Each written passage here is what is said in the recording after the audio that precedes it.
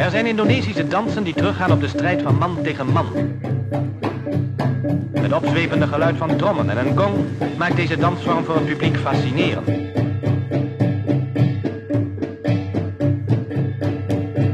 Zelfs een aanval met een kapmes kan een ervaren puntjakdanser pareren. Het kost moeite en er is veel tactisch inzicht voor nodig, maar tenslotte wordt het mes op de tegenstander veroverd.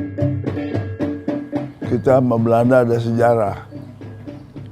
Karena awalnya lahirnya pencaksilat di Eropa itu terutama di Belanda.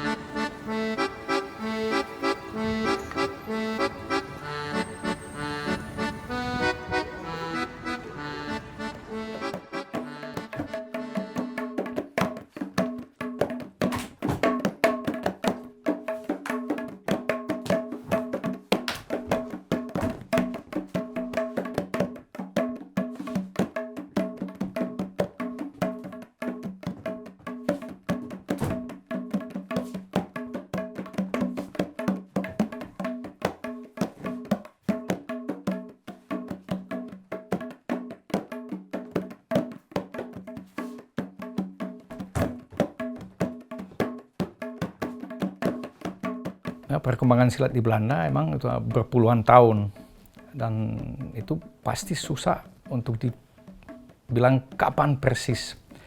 Ada beberapa kelompok yang masuk Belanda setelah Perang Dunia II selesai. Habis itu ada merdeka di Indonesia, habis merdeka Indonesia itu ada kurang lebih 300.000, 400.000 orang pulang ke Belanda. Nah, antara itu ada orang yang udah campur sama orang Indonesia asli, nah itu bawa pencaksilat pertama. Tapi kemungkinan lebih dulu sudah ada. Yang paling aktif yang sebagai kami tahu itu mulanya kurang lebih 70-an, tahun 70-an, 74, 75, itu kami tahu bahwa pertama mendirikan organisasi untuk mengikat silat yang ada di Belanda. Ada beberapa tokoh yang nggak ada sekarang, udah almarhum semuanya. Tapi emang ya sekarang masih ada yang penerus dan alhamdulillah itu kurang lebih 60, 70, 80 peguruan yang masih ada. Yang terikat di Federasi Nasional udah mau ke arah 60, udah 50 lebih sudah ada. Nah, itu perkembangan sampai sekarang.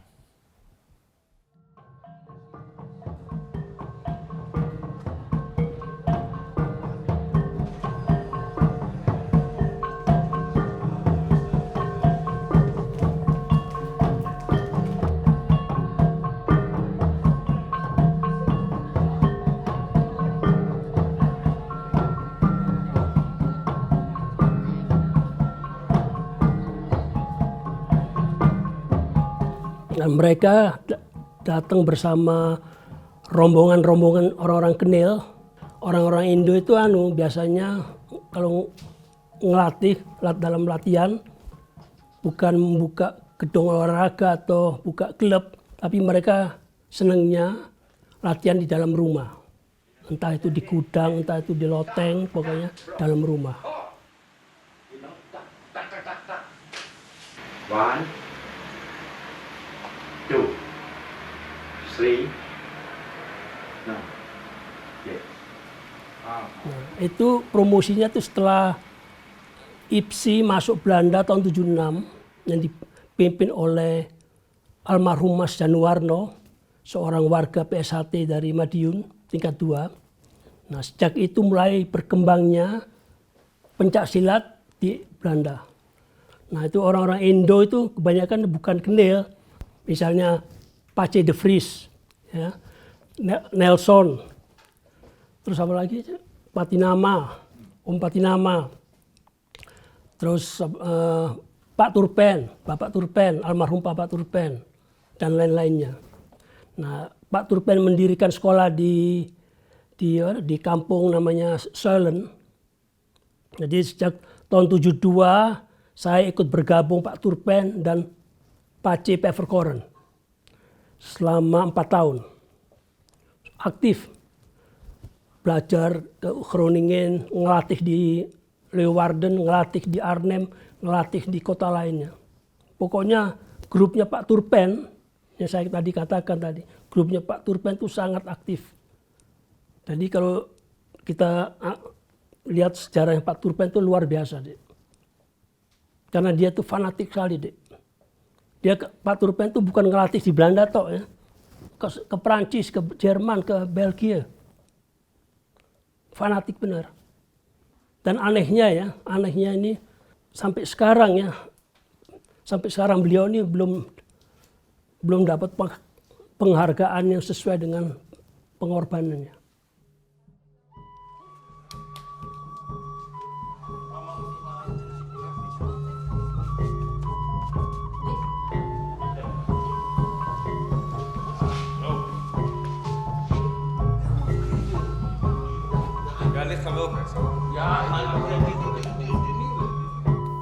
Kenal Pencak dari Mas Roni sebenarnya, sebab Mas Roni suka datang ke rumah dan bapak saya yang main silat.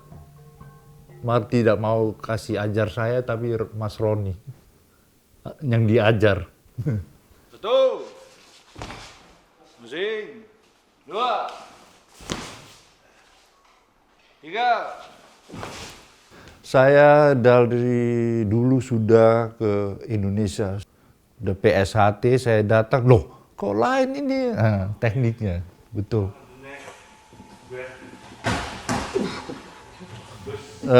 Saya senang Pak Turpen, itu saya tes itu memang efektif.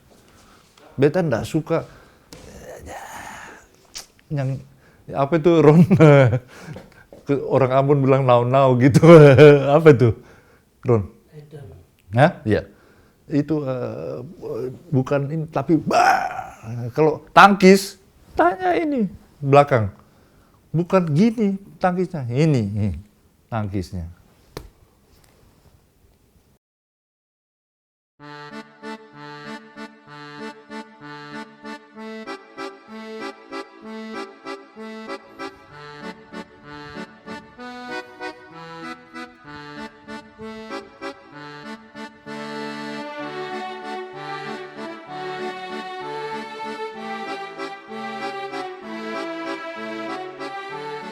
Pencak Silat is for me, I got acquainted with him by a friend in my youth.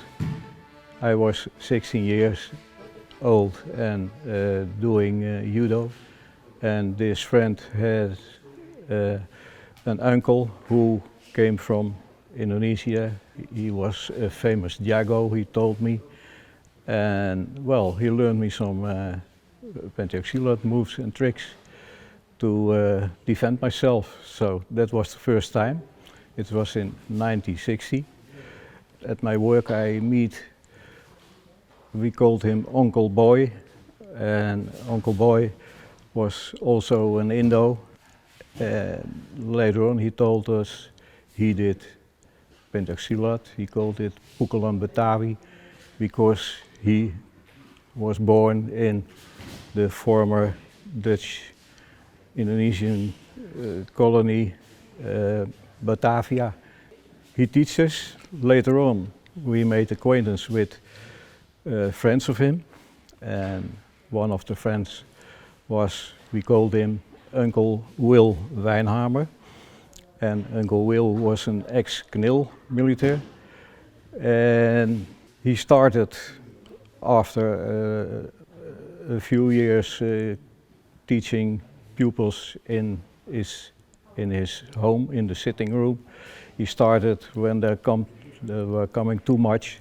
He started with a club, and later on there came some more people.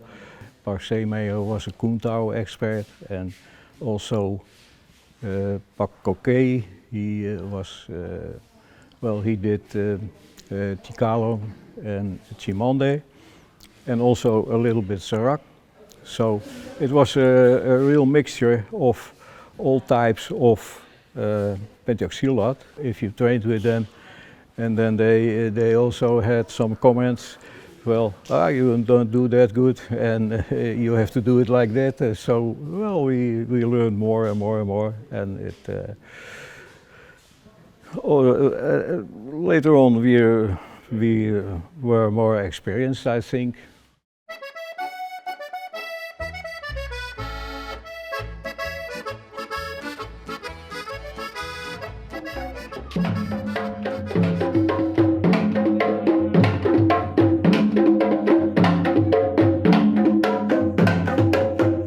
Ada yang bawa silat, tapi waktu itu silat belum terkenal di Belanda. Jadi mereka berkumpul main silat di rumah aja antara teman-teman. Ya. Mungkin kalau punya teman, ya bisa masuk, bisa ikut. Ya. Kalau tidak, tidak mungkin. Ya. Baru tahun 60-an silat memang keluar. Ya.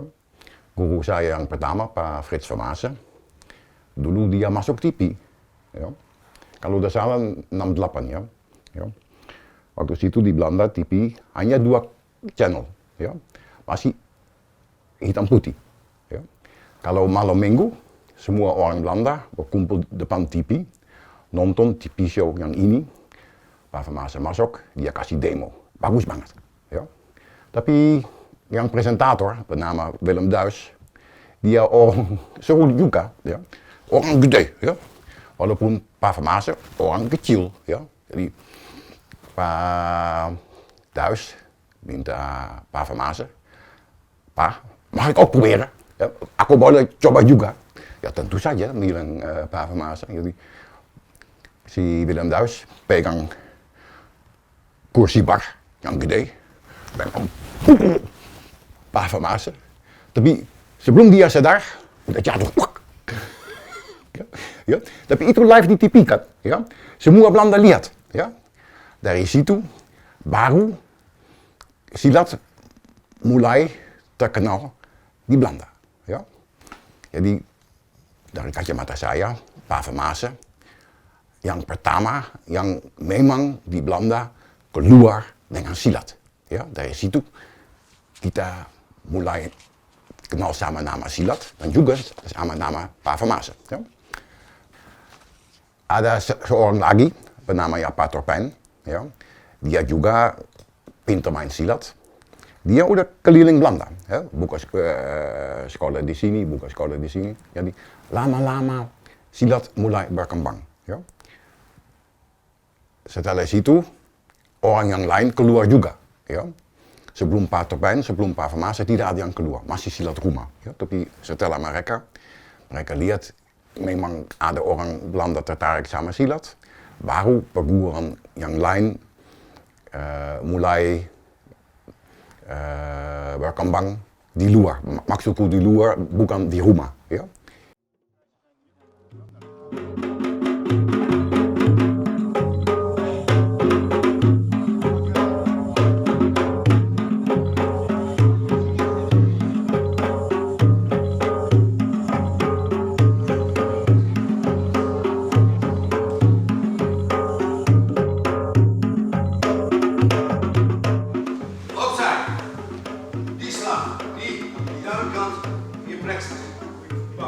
Deze hand blijft hier, dan krijg je de bal. Ik sta binnen de rest. Ik sta binnen. Ja, recht naar hier. Slag. In 1958 we came here with a boat, the Johan van Oldenbarneveld, because my parents chose Holland as restitute. In former time, in beginning, it was very hard to do our penchak because in that time there was only karate, empty hand.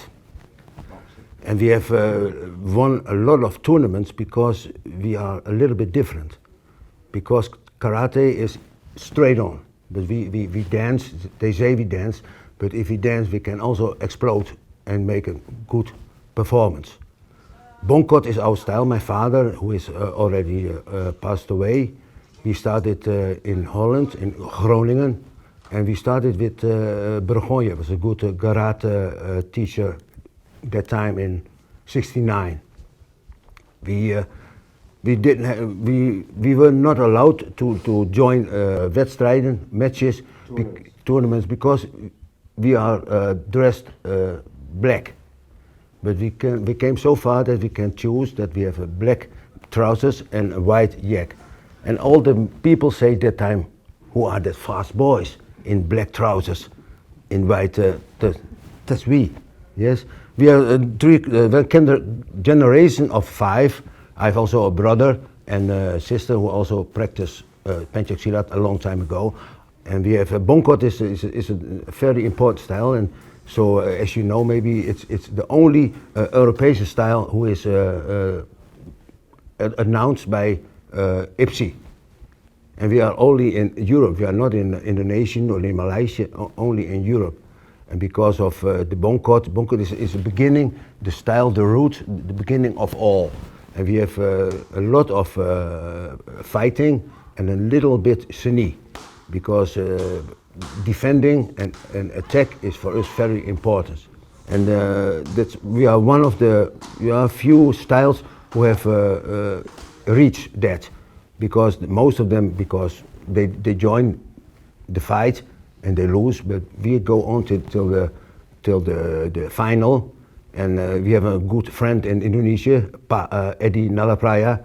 He's a good friend from my father, also a good friend from us and from Johan, because he is a little bit European, I say, Eddie Nalapraya. You can always make jokes, just like us, and it is a good fight. And he is, I think he is about 95 already.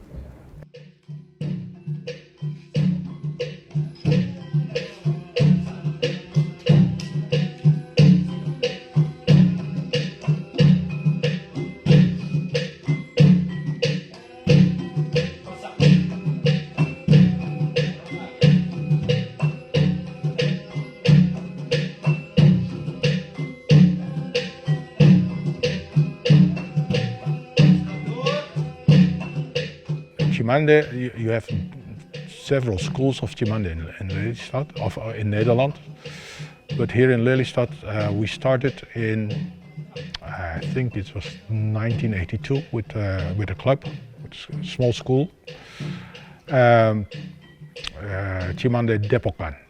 So the teacher was from Depok, Pa Kipiruli. Because I and my brother helped him with his club, the students asked us if we could continue. And we said, well, we can give you what he gave us, but it will be mixed with the pukulan of my teacher, Bapak William Floor. So what you have here is a mix from Cimande Depok and Pukulan Madura. When I was training Silat for the first time, well, it was a trick from a friend of mine. So he asked me, "Can you pick me up at my house to go to work?" And so I picked him up, and he introduced me to his father. And his father said, and he looked at me and he talked with me. And the next day, my friend, his son, he said, "Well, could you come Friday evening?" I said, "For what?" He said, "Yeah, my father wants to talk to you." So I came there, and then he talked with me, asked what I wanted to learn and how or what. And then, I was accepted by him because of the introduction of his son. So the first years, we trained with only three people in his front room. So we had to put aside all the furniture, the tables, the chairs, and so we could train. So one part of the room we trained, and other part of the room there was a bench, and the children sat there watching TV. And behind that we were training. In those days, when I asked him what style is this, he said, just call it Pukulan. Because his teacher came from Madura, Pa Husin. He called it Pukulan Madura as an honor to his teacher.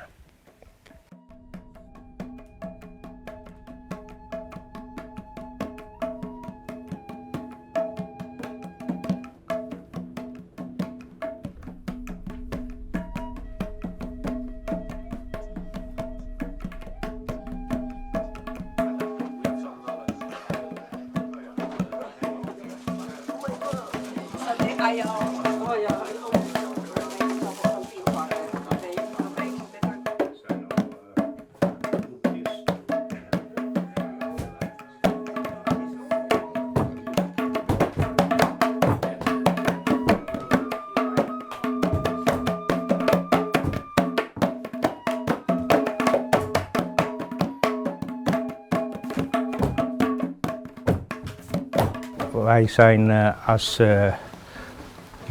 als jong zijn we begonnen met het trainen van Puntja. En we hebben ons leraar benaderd, Willy Sempantila. En hij heeft bij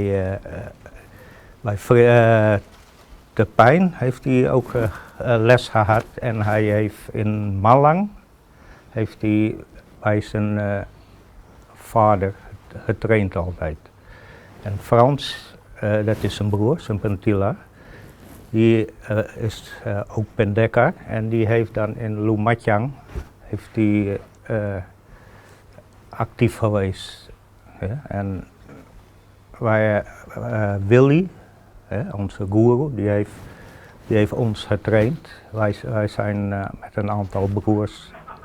En zo zijn we jaren, hebben we de SH, dus de Heti-Hati, hebben we beoefend. Maar in een gesloten, vrij gesloten kring. En we zijn in beginjaren zijn we heel weinig naar buiten gegaan. Dus naar andere plaatsen. Totdat we later contact zochten met meneer Blauw, Paatje Floor. Die heeft ook ons voor de eerste platti gegradueerd. En zo zijn we verder gegaan. Aan Frans Sempantila is ook een Hulje-Ranting,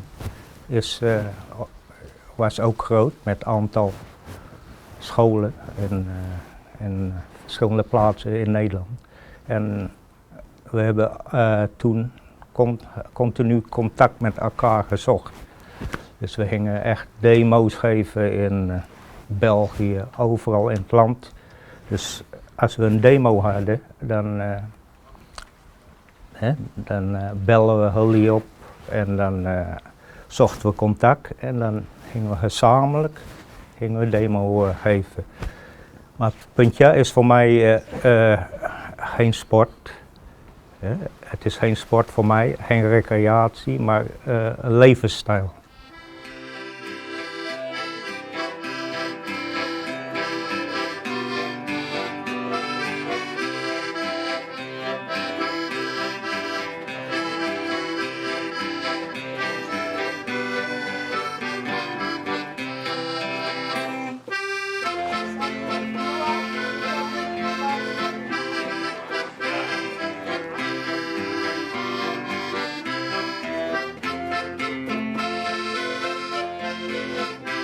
Pencak Silat Merpati was introduced in the Netherlands by a Red Beret bodyguard from the KBRI, the Indonesian embassy.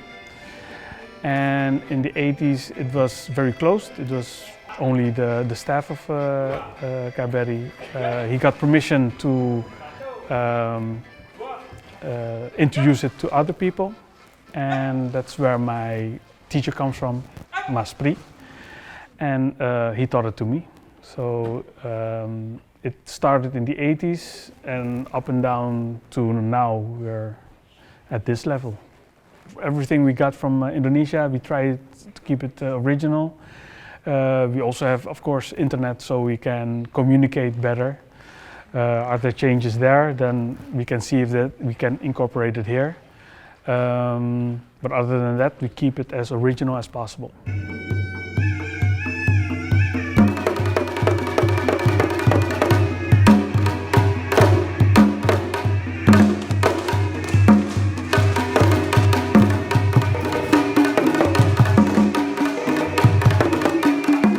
Try to make them happy to take also a follow-up if we are gone. So because nobody will do it forever. It's there comes a time we have to stop.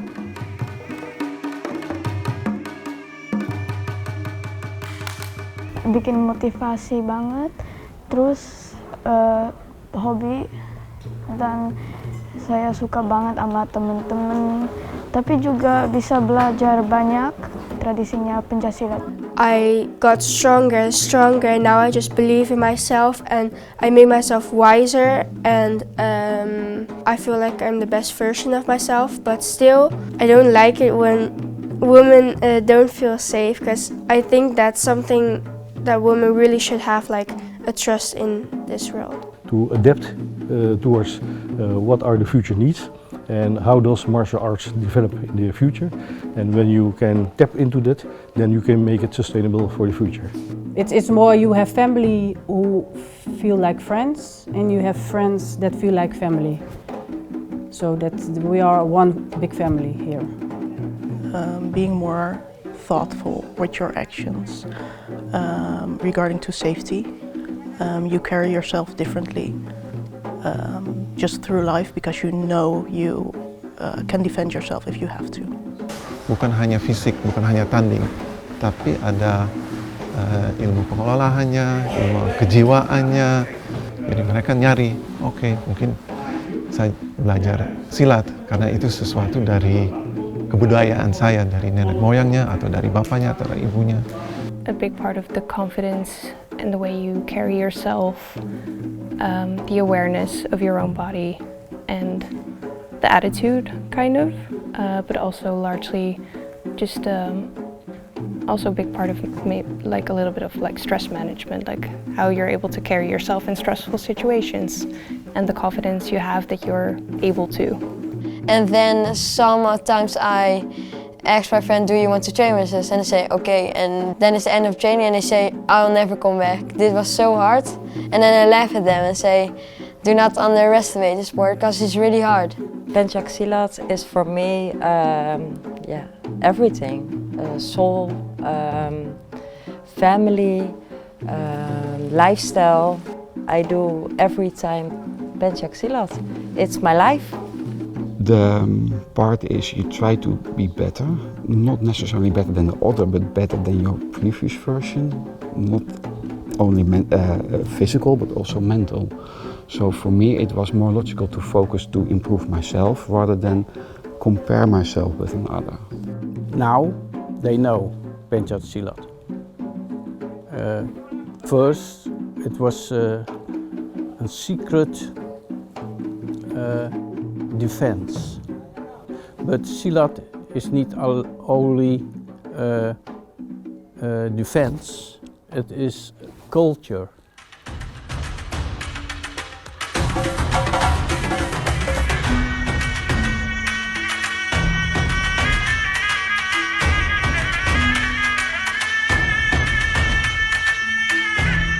Menurut saya pribadi, untuk ada hubungan sama narasumber. Nah, dari mana sumbernya? Sumbernya bukan hanya kasih gerakan, tapi juga kasih budaya diikuti. So kalau mau sopan santun atau mau menghadap masyarakat lain, itu juga di bawah. Bukan silat hanya bukan gerakan fisik, tapi juga ada mental spiritualnya, ada silaturahminya. Dan menurut saya itu terikat, itu harus dibawa semua. Dan semoga dalam masa depan itu Pencaksilat akan diakui. Emang Presiden Indonesia sekarang Pak Prabowo tuh suka banget sama Pencaksilat.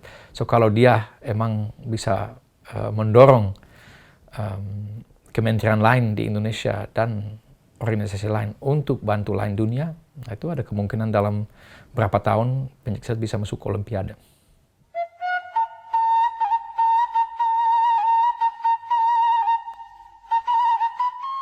Filosofi kita itu membangun Pencaksilat seutuhnya. Saya udah merintis tuh, tinggal sekarang ininya, penerusannya. Saya udah buka pintu,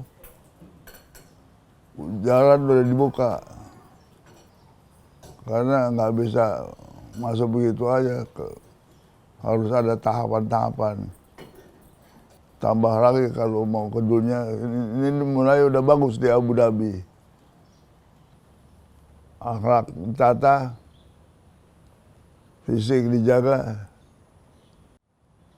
How to become a nobleman, bagaimana menjadi orang yang berbudi pekerti luhur.